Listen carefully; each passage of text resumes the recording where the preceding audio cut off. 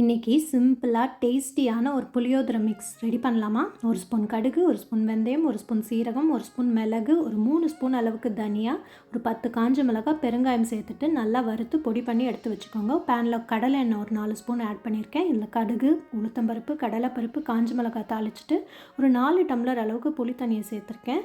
இதை கூடவே மஞ்சத்தூள், பெருங்காயம் சேர்த்துட்டு ஒரு மூடி போட்டு ஒரு 5 நிமிஷம் கொதிக்க விடலாம். இப்போ பாருங்கள், நல்லா கொதிச்சிட்ருக்கு. இதுக்கு தேவையான அளவு உப்பு, அப்புறம் நம்ம அரைச்சி வச்சுருக்கோம் இல்லைங்க, அந்த பவுடரையும் சேர்த்துட்டு நல்லா மிக்ஸ் பண்ணிவிட்டு ஒரு 3 ஸ்பூன் அளவுக்கு வெல்லம் சேர்த்துட்டு நல்லா மூடி வச்சு ஒரு 10 நிமிஷம் கொதிக்க விடுங்க. பாருங்கள், இந்த அளவு எண்ணெய் பிரிஞ்சு குக் ஆகணும். அப்போ தாங்க சூப்பராக இருக்கும். அவ்வளோதாங்க, சூப்பரான புளியோதரை மிக்ஸ் ரெடி. இது இந்த வெயிலுக்கு கிச்சனில் ரொம்ப நேரம் நின்று வேலை செய்யாமல் இந்த மாதிரி ஒரு பேஸ்ட்டை ரெடி பண்ணி ஸ்டோர் பண்ணி வச்சுக்கோங்க. 1 மாதம் ஆனாலும் சூப்பராக இருக்குங்க. தண்ணி படாமல் மட்டும் பார்த்துக்கோங்க. அவ்வளோதாங்க, சூப்பரான புளியோதரை மிக்ஸ் ரெடி. அப்பப்போ செஞ்சு சாப்பிட்டு என்ஜாய் பண்ணுங்கள்.